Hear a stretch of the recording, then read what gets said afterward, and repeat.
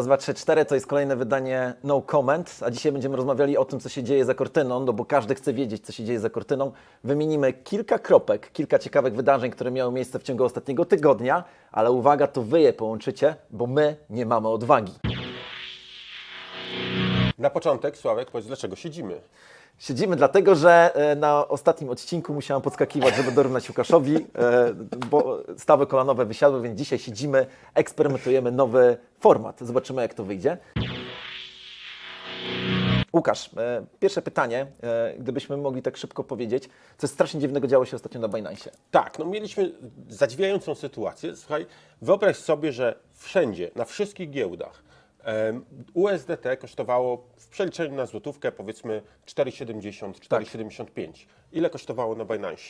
No więc spodziewam się, że kosztowało właśnie więcej. Tak, bo i to o 20 groszy. w przeliczeniu właśnie tak. Na złotówki. I to jest po prostu coś niesamowitego.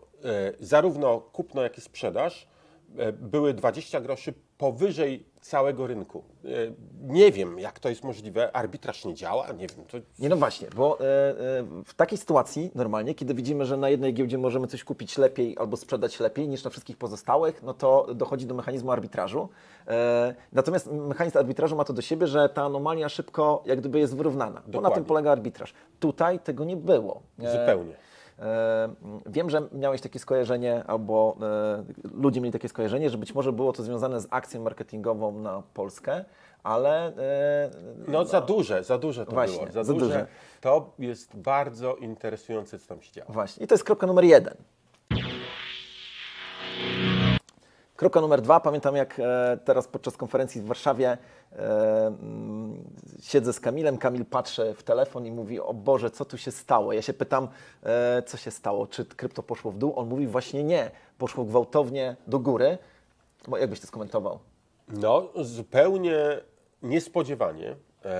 Razem z tą akcją na Binance, czyli z kropką numer 1, nagle widzimy gwałtowny wzrost ceny krypto. Bitcoina, Ethera. Coś nagle się wydarzyło, nawet nie wiem, jak to nazwać. Poleciała cena do góry. Czy były jakieś fundamentalne powody, dla których krypto powinno pójść do góry teraz? Oprócz tego, że krypto oczywiście będzie warte kiedyś $1 milion?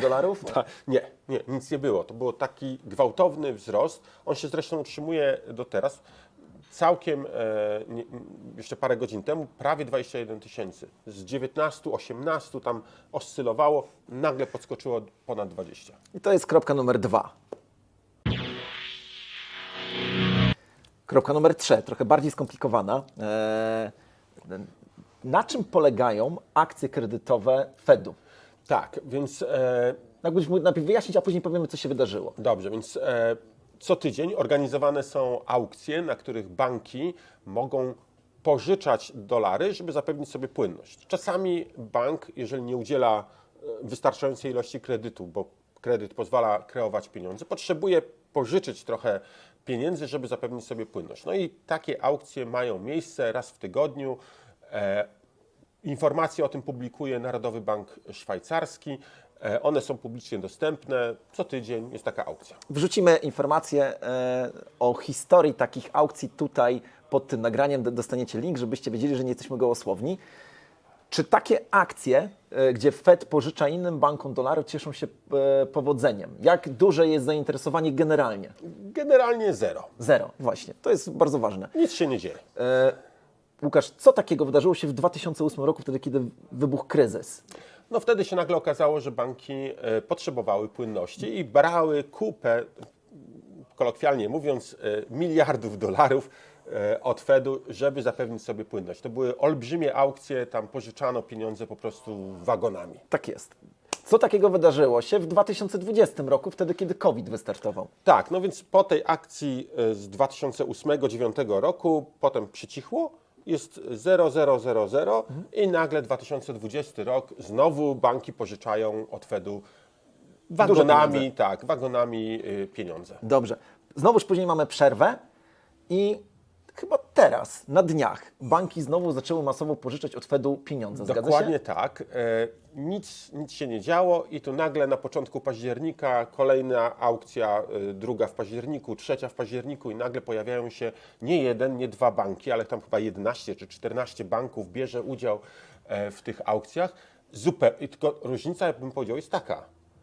O ile w 2008 roku wiedzieliśmy, dlaczego to się dzieje, no bo był kryzys na rynku finansowym. W 2020 wiedzieliśmy, czemu to się dzieje, no bo wiadomo, mamy sytuację covidową, to teraz co się zmieniło między wrześniem a październikiem, nie bardzo wiadomo. A teraz skupmy się na kropce numer 3, czyli na tym, co się wydarzyło poza rynkiem krypto, co jest bardzo ciekawe. Najpierw, Łukasz, chciałbym Cię poprosić o to, żebyś powiedział o akcjach czy aukcjach, które organizuje Fed. Tak, to są aukcje, na których Fed, można powiedzieć, sprzedaje dolary, czy pożycza pożycza, dolary, tak. pożycza dolary bankom. Informacje o tych aukcjach są publikowane przez Narodowy Bank Szwajcarski. Można je znaleźć na stronach. Myślę, że umieścimy. Link umieścimy w komentarzu. Czy I gdzieś tam. sami będziecie mogli sobie obejrzeć. To są oficjalne dane. Fed pożycza dolary, żeby zapewnić płynność bankom. Pożycza dolary. Tak. Co banki z tym robią, to już jest pewnie kwestią pewnej interpretacji. Po prostu banki pożyczają od Fedu pieniądze. Kamil, musisz się uśmiechnąć tam za tą kamerą. Lecimy dalej. Generalnie z tego, co mi pokazywałeś przed audycją, to nie jest tak, że banki są zainteresowane. Tak, tymi- generalnie na tych aukcjach jest zero Cisza. chętnych. Tak, Tak, nic jest się nie cisza. dzieje. Ale okazuje się, że były takie 3 momenty w ostatnich nastoleciach, że tak powiem, kiedy jednak te aukcje cieszyły się szczególną popularnością. To był 2008 rok. Tak, no to był kryzys finansowy, 8 nawet do 9 Tak. roku tam były bardzo intensywne aukcje. Tak. Tak, no widzieliśmy, że banki z tego korzystały. Druga taka akcja miała miejsce w 2020 roku. Co było wtedy? Wtedy był COVID, tak? Marzec 2020 roku zaczyna się akcja covidowa, tak możemy powiedzieć. Wszyscy jesteśmy zamykani w domach, dobrze to pamiętamy. Dobrze też pamiętamy dlatego, że wtedy rozpoczęła się jakby kolejny etap rozwoju Kangi. To też warto o tym wspomnieć. tak. Akurat Kanga na COVID-zie, chociaż to źle brzmi, skorzystała. Ale później znowuż jest przerwa w tej akcji kredytowej Fedu. W sensie nikt nie korzysta z tego. I teraz Nagle przychodzi październik 2022 i nagle znowu się zaczyna kupowanie dolarów, czy pożyczanie dolarów wagonami. zwróćmy uwagę na jedną rzecz, że w tej chwili banki europejskie, myślę, że nie tylko europejskie, przy tak wysokich stopach procentowych mają obniżoną akcję kredytową. To znaczy, nawet w Polsce w tej chwili wiemy, że takie są statystyki, że osoby fizyczne i przedsiębiorstwa tak naprawdę mają odgrodzoną drogę do kapitału bankowego, bo to jest po prostu drogie i się nie opłaca. A mimo to banki pożyczają z Fedu dolary. Tak, no to jest ciekawe. Dlaczego banki zaczęły pożyczać od Fedu dolary, gdy on kosztuje 3,33% w skali roku, a pół roku wcześniej to było poniżej procenta. Nie? To jest w ogóle to jest bardzo ciekawa rzecz. I to jest kolejna kropka. Tak. Wejdźmy teraz na tapet kropkę numer 4. Ona jeszcze jest taka niewyraźna, bo to jest akurat przyszła kropka. Na początku listopada ma się odbyć spotkanie Fedu i będzie dyskusja na temat stóp procentowych, zgadza się? Tak, 3 listopada zbiera się Fed i będziemy mieli informacje o tym, co Fed postanowi, czy podnosi stopy procentowe, czy też może obniży, chociaż tutaj akurat raczej nie spodziewamy się obniżki, czy luzuje tą gospodarkę pieniężną, czy dodrukowuje pieniądze, czy nie. No właśnie. Po tych decyzjach, jakich ruchów możemy się spodziewać na cenie Bitcoina? No, powiedziałbym, ale to już jest interpretacja. Tak, to jest interpretacja. Ale jeżeli stopy procentowe zostaną podniesione, to znaczy, że mamy intensywne działania Fedu zmierzające ku umocnieniu dolara. Wzmacnia się dolar, nie mamy do druku pieniądza i w tym momencie oczywiście Europa stoi troszeczkę staje w takiej trudnej sytuacji, no bo dolar staje się bardzo drogi, import surowców ze Stanów staje się drogi, Stany zarabiają krocie, no i krótko mówiąc Europa jest w trudnej sytuacji. No bo właśnie, bo jeżeli dojdzie do umocnienia dolara, jeszcze jedna dygresja. Oto okazuje się, że słońce świeci w naszą twarz, to się nagrywa, ale to tylko Ale znaczy, tylko w że- twoją tak, świeci, w moją nie. będę tak mówił. Bo powiedziałeś jeszcze o jednej rzeczy przed audycją, że aktywność Stanów Zjednoczonych, jeżeli chodzi o sprzedaż surowców, energii i tak dalej, wzrosła. Tak, no Stany Zjednoczone w tej chwili zarabiają przede wszystkim na tym, że sprzedają energetyki, czyli właśnie ropę, węgiel, gaz. To Czyli tak kupę naprawdę pieniędzy zarabiają. to jest tylko, to nie jest żadna interpretacja, to jest powiedz, czy dobrze rozumiem. W interesie Stanów może leżeć to, żeby teraz właśnie umacniać dolara, ponieważ Stany wiedzą, że w tej sytuacji, w której znajduje się teraz Europa i potrzebuje dużo energii i tak dalej, warto kupować tą energię od nich, surowce naturalne, za droższego dolara. No oczywiście. No bo wszystko jest wyceniane w W dolarze. dolarze, tak. No, gaz łupkowy jest drogi w wydobyciu i jak dolar był słaby i cena gazu była niska, no to się nie opłacało tego robić. A teraz już się okazuje, że firmy amerykańskie na tym zarabiają całkiem konkretne pieniądze. Moi drodzy, mamy zatem kilka kropek, powtórzmy je. Anomalie na Binance. Ktoś musiał tego dolara tam sprzedawać, tylko kto? No chyba nie sam Binance. Zaznaczam, nie wiemy. Druga sytuacja, dziwna aktywność na aukcjach dolarowych.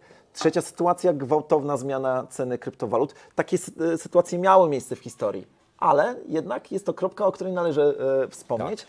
No i kolejna kropka, to jest ta kropka, która będzie miała miejsce w niedalekiej przeszłości. Decyzje Fedu a propos dolara. Jak Wy byście połączyli te kropki, jakie wnioski byście wyciągnęli? Łukasz, Krajowy Rejestr Sądowy, każdy z nas go zna. tak. Mamy spółki, no wiadomo o co chodzi. Dlaczego Narodowy Bank Polski nie jest zarejestrowany w KRS-ie? A nie jest? A nie jest. A dlaczego? No właśnie nie wiem. Też nie wiem. Dlaczego nie mogę zobaczyć, kto jest, jaka jest struktura? A czy ustawa o NBP mówi, jaka jest struktura udziałowa? Tego nie wiemy, warto to sprawdzić. Czyli kropka numer 5? To jest tło. Słuchajcie, całkiem niedawno, czyli 2 dni temu, odbył się 24. Forum Bankowe, na którym są wszyscy prezesi banków, prezesi firm wielkich ubezpieczeniowych i oprócz nich tam również była, Kanga. czyli konkretnie mówiąc Sławek z zespołem, reprezentowali nas. Byliście jedyną firmą kryptowalutową? Byliśmy jedyną firmą kryptowalutową i uwaga, byliśmy w ogóle pierwszą firmą kryptowalutową w historii, co sprawiło, że niektórzy myśleli, że jesteśmy trendowaci i naprawdę miałem takie przekonanie, że ktoś nas tam będzie wodą święconą oblewał. Ja się domyślam, dlaczego mogło coś takiego być. No bo jeżeli będziesz rozmawiał z jakimś prezesem banku, ktoś ci przypadkiem zrobi zdjęcie, Tak.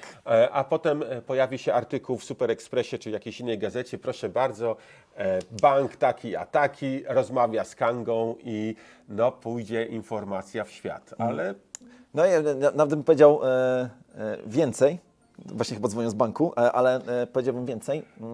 Okazało się, że Naprawdę z banku dzwonią.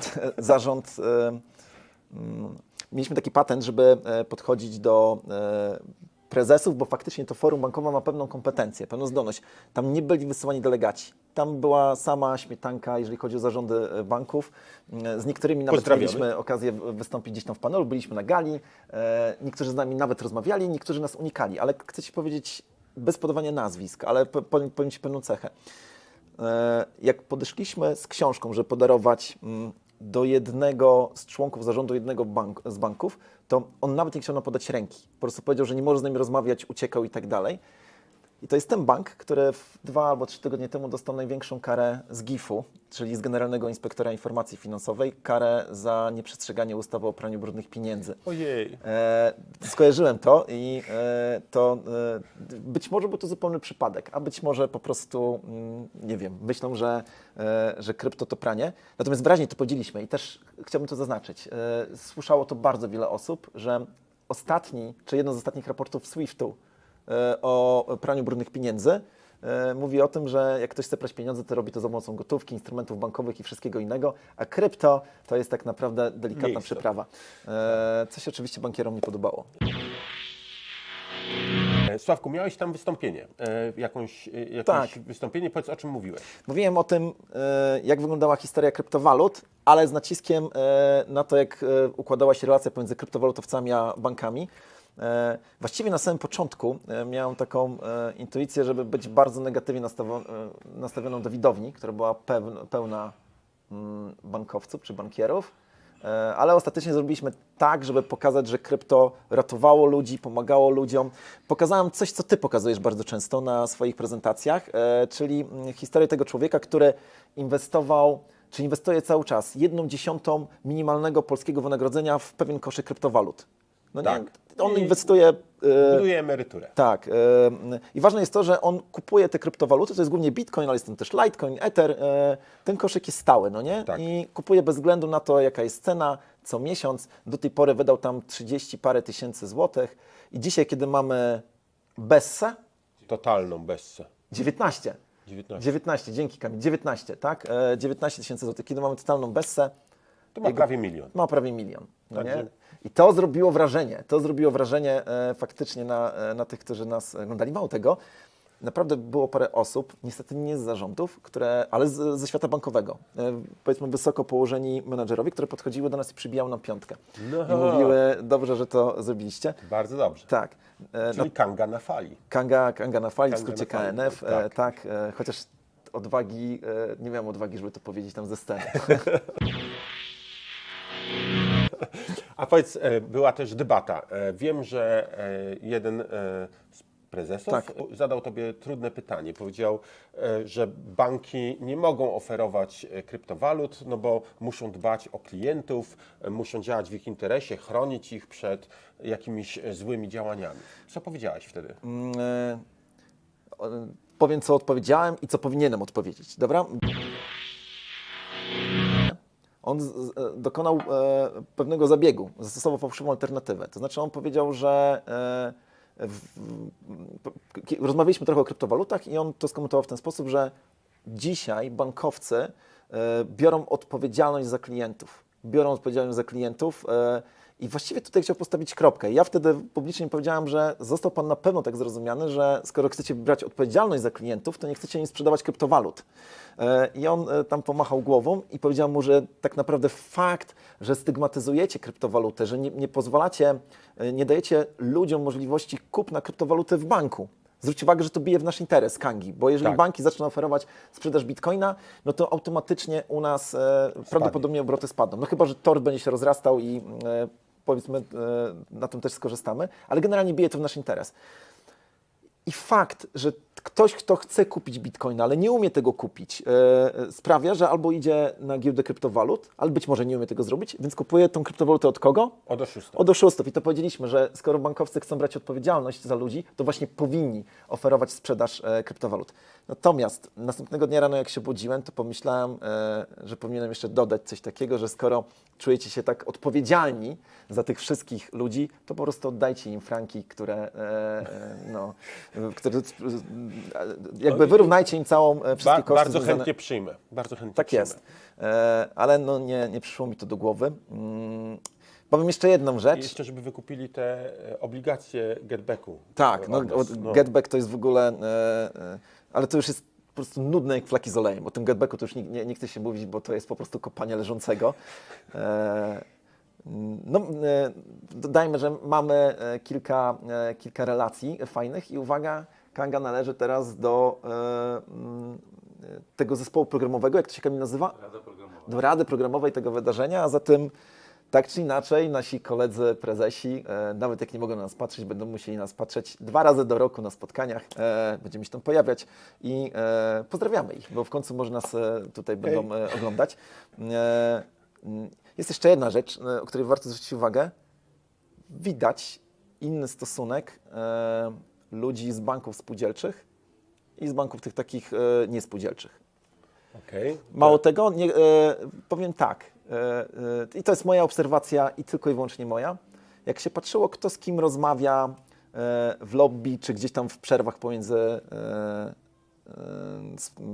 wykładami czy panelami, no to prezesi wielkich banków niespółdzielczych rozmawiali ze sobą, a ludzie z banków spółdzielczych rozmawiali ze sobą. Dwa światy. Właściwie jakby była jakaś gradacja, ale zaznaczam, to jest tylko i wyłącznie moja obserwacja, ja być może za dużo nie widziałem, dzielę się z tym. Napiszcie nam w komentarzach, napiszcie, co o tym myślicie, a przede wszystkim subskrybujcie i klikajcie dzwoneczek, bo to dla nas ważne, żebyśmy docierali do jak największej liczby osób. Koko Rambo i do przodu. Bum, bum, bum. No dobra.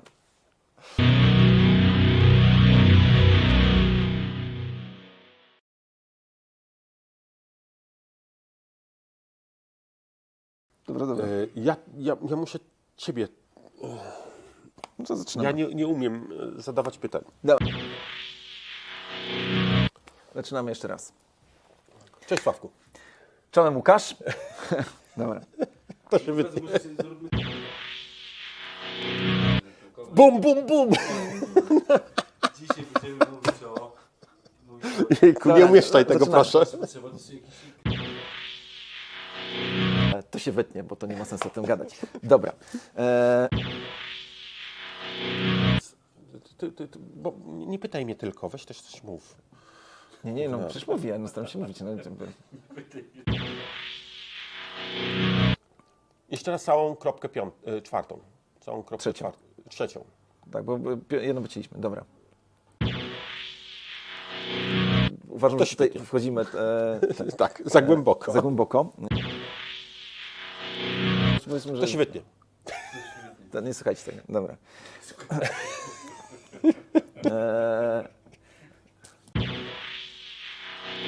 Myślisz, jesteś pewny, czy to jest twoja interpretacja? To jest moja interpretacja. Dobra. To Dobra, albo nie to wytniemy, interpretujemy. tak. Nie interpretujemy. Nie Tak. interpretujemy. Nie, czekaj. Dobra. Wiesz, co będzie w końcu. Nie, tego nie, proszę. Dobra.